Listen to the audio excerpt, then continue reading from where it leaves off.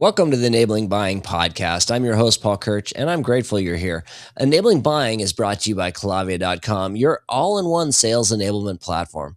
Now, I love Collavia. I'm not just the host of this show, but an active user and a board member. Now, we started the show to help anyone selling find a better way to drive impact and engagement in this busy marketplace where we're facing more competition and noise than ever before. We're here to bring you concepts you can embrace to speak to the emotional needs of buyers. It's time to enable buying in a world of selling. Now, today we've got a great guest with a career defined by leadership, organizational growth, and optimization. David Harris brings a unique perspective to the world of luxury travel. As president of Brownell Travel, David works alongside employees, travel advisors, and global partners overseeing this, if you can believe it, 139-year-old institution. Now, he's deeply passionate about the human element of business and empowering employees and advisors to reach their full potential and ultimately deliver life-changing experiences to travelers. And that's what we're all about here on the Enabling Buying Podcast. He's going to share some ways to stand out in this hyper-competitive area of business. David Harris, thanks for being on the Enabling Buying Podcast. We're really grateful you're here today. Yeah, Paul. So excited to be here. Appreciate the invite. Well, absolutely. So you're with Brownell Travel, and it's I will say you had an interesting journey going from banking to the food industry, now travel. What's been that progression? How did this all come about? Yeah, you're right. It took me a while to find the most fun industry on the planet. But yeah, started out back in the day as a CPA with EY and worked there about 5 years. Went to work for a client who happened to be in the mortgage banking industry and was in that space for a number of years. Then that company ended up selling. And so I went to work, of all things, in the food ingredients sales and distribution industry, which who knew that was an industry, but turns out it is. I did not. Yeah. So Yeah. Not many people would have, but it's one of those cool American stories, all the little niche industries that kind of keep this country going. So it was a great industry, worked for a great family owned business. And it came in a point in time where it was time for the next generation of the family to take over. And unfortunately, it was not my family. And so it was time for me to look for something else. And through a buddy, just networking, found out about Brownell Travel. And, my first question was, is that even still a thing? Don't you just get online and book your trip or ask AI or whatever? But turns out luxury travel, which is the business that we're in, is still booming. I mean, it's a very vibrant industry. And as I've come to learn, 10% of the world's GDP is based in travel and tourism, which I had no idea. 11% of the world's employees are in travel and tourism. And actually 1 in 3 new employees across the globe are going into the travel and tourism business. So it's really booming across the world. And specifically, a lot of that, does come from the U.S. that's amazing. I would say your company, Brownell, you guys passed the startup stage about 139 years ago. 139-year-old company in this day and age, especially in the world of travel, because, I like you said you didn't even know that was still a thing. I think a lot of us believe that the travel industry has kind of all but dissolved from the perspective of somebody hiring a travel agent, working with somebody to book travel, but that's not true. It's actually, and I would say arguably that there's a huge resurgence in a lot of independent reps that are, out there brokering trips and things like that. It's very exciting. So what's it like being part of a company with that kind of legacy selling in the modern age? Because I'm sure there's a lot of legacy things you've learned over the years, but there's probably a lot of new things you've had to embrace. Yeah, Paul. Yeah, you're exactly right. You just think about, the very first trip that was a Brownell sponsored trip back in 1887. No electricity, no cars, no airplanes. So that we have iconic photos of our first travelers who took a steamship to Europe, and they're over in Europe, and you can see them in their three-piece Western suits and their hoop skirts and all the things. And so you just think about all the things that have occurred in the time since. A couple of world wars, a couple of pandemics, obviously a number of financial crises, and then the technological changes. Just been phenomenal. But Brownell has, from the very get go, been based in with the motto or mission that travel enriches lives. Yeah. And I think we all personally can see that. I mean, if you look back on your family memories and look at the pictures in your house and things like that, so many of them are from just transformative experiences you've had traveling with family and friends. And so I think that's alive and well. COVID may have impacted that to some degree, just the desire more for experiences versus things. Sure. And we're seeing that even with the younger generation. You know, our average traveler is 39 years old. And Well, so, as you know, you and I talked about how the Enabling Buying podcast is built up around the methodology, enabling buying in a world of selling. Collavia, the company that helped sponsor this and put this on, um, they're an amazing organization, and everything they do is built around selling to the emotional needs of buyers. Because in the end, selling logical facts and figures and all the things that we love to tout because they're easy to talk about, they're not the things that really drive people. You said you're in one of the most fun industries out there, and I believe it because travel is such an emotional thing. I mean, yeah, business travel arguably maybe not as exciting and not as about building memories as a trip around the world with your family, but there's so much emotion built into this. How, in this day and age, are you capitalizing on that idea of selling to the emotion of the buyer related to this world of selling and yeah, travel? yeah, great question. Yeah, I think one thing you're seeing, Paul, and again, it's maybe something to do with generational transitions. People wanting, valuing things. I mean, valuing people and experiences more than things, and some of that. And so I think there's a natural desire for those things. But our advisors, we have two divisions. One is individual travel advisors who we have throughout the U.S. as well as Europe and Central America. Then we have an incentive travel division that uses the same kind of elevated travel for companies, for award trips, President's Club, those kinds of things. And what we're seeing is exactly what you say, that the emotional impact of travel, just traveling together, whether it's a family, multi-generation family traveling together, or a Mhm. company with spouses and those kinds of things, the transformative power of travel is enormous. And really, people these days are looking for travel not so much just to entertain them, but to change them. They really want to immerse in the local destinations. They want authentic experiences, not just kind of the cookie cutter, touristy Yeah. things. And so our advisors lean into that, and really they start the process. We have a process we call Discover More, and it begins with not focusing on a destination or a trip or anything. It focuses on the individuals. You know, what do you desire? What are the things that move you the most? And then from that, our advisors are able to say, well, we think this experience or this destination would be amazing for you and your family. And so that's how we lean into just the emotional pull of something they're passionate about. Yeah, and if you were to take that whole thing and break it down, you're not selling travel, right? You're not selling a trip. You're selling something greater. Is it the experience? Is that kind of the mantra? Let's sell the experience, sell the Absolutely. memories. Again, it's we believe travel enriches Yeah. lives, and so yeah, you're seeing that play out throughout this industry. Yeah, and anybody out there listening to this, it doesn't matter if you're not in the travel industry, this all applies. And this is where I think so many companies, so many industries fail to connect with buyers because we're out there selling the reports and the facts and figures and the revenue growth and all the things that are exciting from our perspective, but the buyer's not buying those things. They're buying something that is emotional in nature. They're buying what's going to solve my problems, what's going to help me grow the team, what's going to help us keep the door open, or what's going to help us really expand during this exciting time. And I think that's the missed opportunity. So you guys have tapped into something really amazing. You know, you're in an industry that obviously you think about travel. There's a million sources. I can go book a flight or a hotel. Travel can be Googled, but are there things that you guys are finding that people are actually not able to find online, or that they're just looking for the convenience of working with somebody that can just take the burden off of this process? What ultimately are they looking for?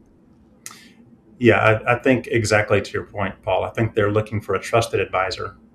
Just as you have your financial advisor, and you may have someone in your legal corner, whatever it may be. Uh, the evolution of travel agent, in air quotes, to travel advisor is just that. The trusted advisor, somebody who has the experience, has the knowledge, who's been to a lot of the places, and if they haven't been, they have colleagues who've been. They know partners all over the globe, and so when you're making these decisions of where am I going to spend my vacation dollars, which travel's not cheap these days, and depending on the level of travel you're looking to do, it could be, it may not make it may make emotional sense, but not financial sense in some ways. And so, having a trusted advisor who can help guide you through that process and and ensure that you have the type of experience you're looking to have, I think is critical. And our advisors are, and there are others in the industry, but our advisors in particular are some of the best in the business. With 5 times the Yeah. average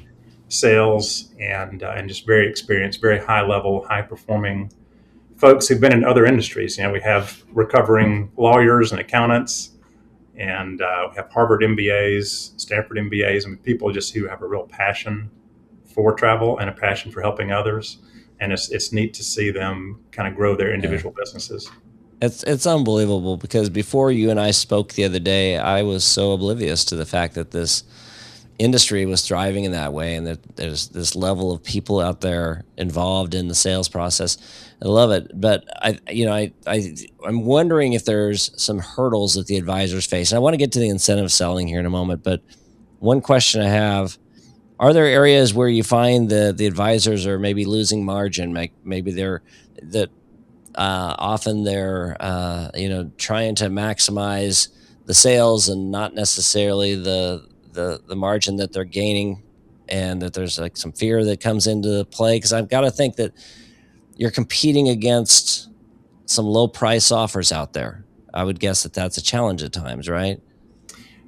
Yes, it certainly can be. Again, I think so much of it goes back to, in our case, just knowing your customer and knowing your ideal customer. And so Hmm. we tend to fish in the pools that they're going to bear fruit.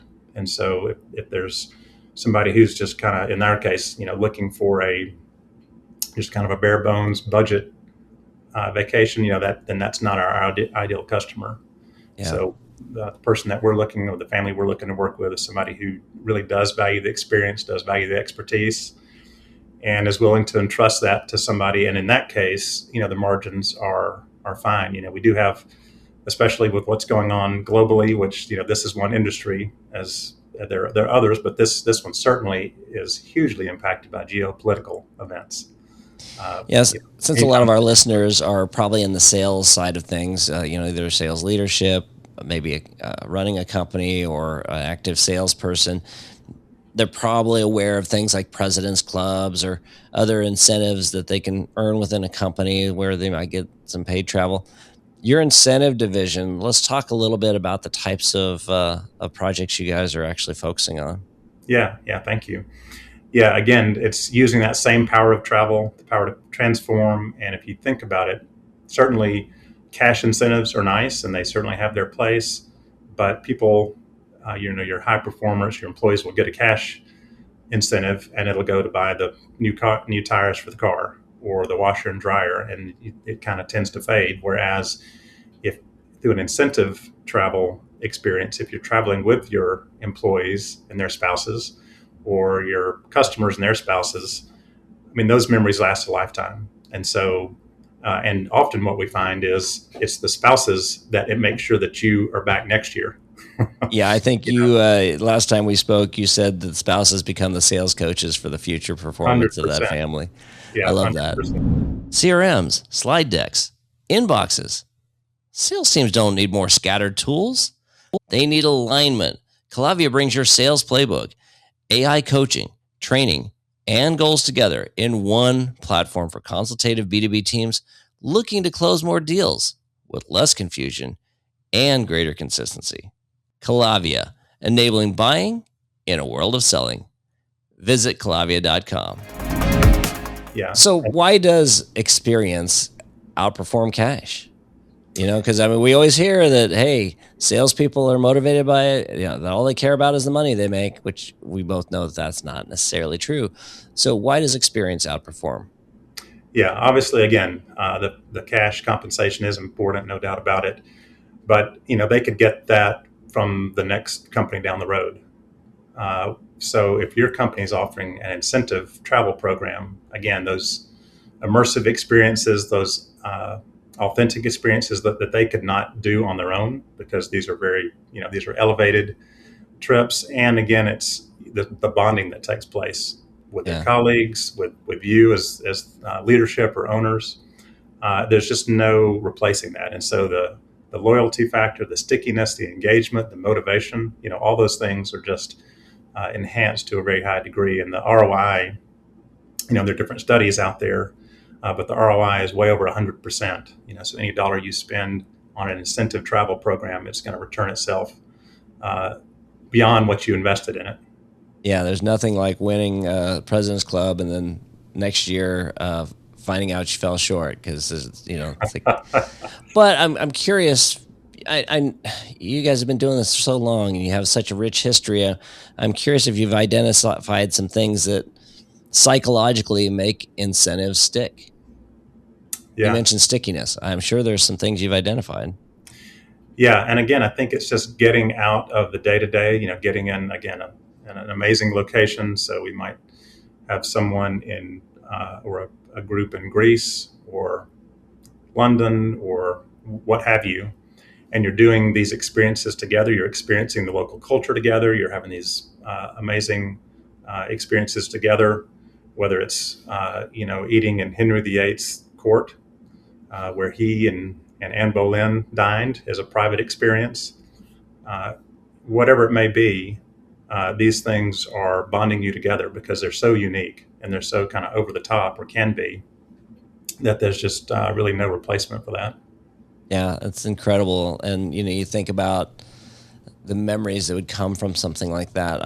I've got to think that you're impacting not just somebody's personal experience, but the culture of a company and a culture of a brand, because that common experience must create something really amazing in those moments. Yeah, yes, without a doubt. And you see the excitement with the many of the attendees. Some of the attendees may have traveled pretty well, but Mhm. oftentimes they haven't. And so this may be their first time to Europe or to Greece or Hawaii or where Cabo, whatever the case may be. And so you're giving them that opportunity along with their spouse that they may not have had otherwise. And Yeah, again, doing it in a way that is so transformative and that brings such bonding, with the company. And so yeah, the stickiness is there. yeah, And then from the company standpoint, this is not all just out of their goodwill. There is a business rationale, business reason for doing it, and it's all those things. It's the return, it's the engagement, it's the loyalty. If you know that this is something that could happen every year, and every year it's going to be a new exciting destination, then you're gonna want to stay at that company versus one that, yeah, you might get a nice cash incentive, but that's about it. I'd be willing to bet that anticipation impacts behavior building up to that trip too. Yeah, you announce next year's trip at the trip you're on, Yeah, and so then again you got the spouse nudging, hey, we're going to be on that trip, right? that's right. Exactly. Okay, so this is all great because I mean the buyer's obviously emotionally tied to this. However, the person who's ultimately buying the packages and disseminating it to the team that's getting to do these trips may not necessarily be emotionally tied to that. They may not be participating in the trip. They may just be involved in setting it up. So, what's the distinction there in terms of the sales process? How are you kind of breaking through those barriers? Because if they're, if they were the one going on the trip, then yeah, they'd be super excited and oh, I can't wait to, go here, go there. But sometimes they're not even involved in that process, and after it's bought. Yeah, that definitely can be the case. I think oftentimes the people who we're talking to are engaged, whether it's the sales executive, the chief sales officer, or CEO, or whichever level in the C-suite that we're talking to. often they are there because again they want to have that deeper relationship with their, whether it's their employees or whether it's their customers. Hmm. So oftentimes they are involved, but yeah, sometimes there can be someone who's on the planning team and they're not able to travel typically. And I think there you just have to get into the kind of the financial rationale, the ROI, the impact on a company's culture, as you said, and just focus on those aspects. Yeah, that's great. So when we look at everything you're doing today, or everything your company is known for, all these processes and all these strategies that you found that are working and, have allowed you to keep this company going for 139 years. It's amazing stuff. But what would you take away if you were to go back into like your previous career? What are some lessons that you would take away from Brownell that you go, "Oh, this would have absolutely made a huge difference where I was before"? Yeah, yeah, great question. Well, hopefully I won't have to do that, but if I did, then yeah, I think one of the things that resonates with me about Brownell is just the power of the culture, and some of that resonates out. A lot of that resonates out from our core values. Graciousness being one of those, and so just treating people graciously throughout the community, whether it's your employees, your clients, your partners. And so our core values are passion, integrity, graciousness, innovation, curiosity, excellence. And so, and culture, as you know, in any company is key. And Yeah. so it's, you're hiring that way, you're ensuring that that's the case throughout the organization. You're not tolerating if it's not. And so that would certainly be a key. And then I think just trying to focus more on the individual as opposed to just the widgets or the numbers. And that's what travel allows you to do. Just focusing on individual and experiencing life with them in amazing places. Yeah, and you seem to have amazing people working for you. That's great on both sides of the fence, the advisors, the incentive travel. Are there some things that you identify in top performers though that really help them stand out? Are there some areas that you've seen? Yeah, well, certainly, again, this is one of the core values, but passion. You really have to love what you do. Hmm. Travel is very. I mean, it's a great industry, but it's not all roses. Yeah. Things go bump. Flights are missed. Countries closed due to conflict when you have clients in them. So things go south, and Yeah. so someone who has a deep love for what they do, so that they can endure those things, and who's very driven. We look for individuals again who are focused on people, and so know your customer, know how best to lead them and guide them, and then have a passion for what you do. Yeah, that's great. Well, so where next? I mean, obviously, it's an interesting time. The world's changed a little bit, with AI. There's a lot of companies focusing on on automation. There's a lot of tools coming out that I'm sure are impacting your industry as well. There's a lot of noise in the marketplace. It's kind of hard to stand out these days. Are there some things you're seeing today that are your guys are preparing to stay ahead of, or areas where you see opportunity? Yeah, so we're like most everyone else. We're trying to figure out how, what AI is going to do for us or Mhm. to us, and so we're trying to get ahead of that. I mean, as you said, we're 139 years old, but we one of our core values is innovation, so we do try to stay abreast of things and take advantage of technologies. And so we have some AI initiatives coming out that will be that will assist our advisors just and be more effective with their clients. And then we are looking to embrace it internally, just as you said. How do we get more effective and efficient? Yeah. And from a business owner standpoint, how does that allow us to scale so that as we grow our top line and revenues grow over the years, how do we keep our cost as flat as possible by leveraging technology and process improvement? And of course, AI could be a huge impact in that. Amazing. Well, we're almost here to the end. I want to thank you so much for being here today, David. This has been amazing, but I did kind of want to close this out with one question. When we look at what's happening in your industry. Um, you mentioned this discovery process, and that discovery process, we were talking about the advisors at the time.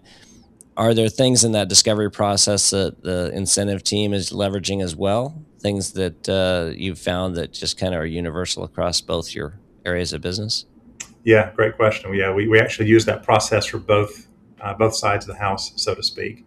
And so again, it's getting to know that client, that customer. What are the most important things to Hmm. you as a company? What are you trying to achieve through your incentive travel? Is your culture not great and you want to make it great, or is your company already solid and you're just trying to enhance that? Are you trying to grow your customer relationships? And so it all starts with, what matters the most to you as the incentive client? What are the important Hmm. things? And then from that radiates out. Okay, here's the type of program, the type of experience that we think could really help you do that. I love it. David Harris, thank you so much for being on Enabling Buying Podcast. I mean, this is great.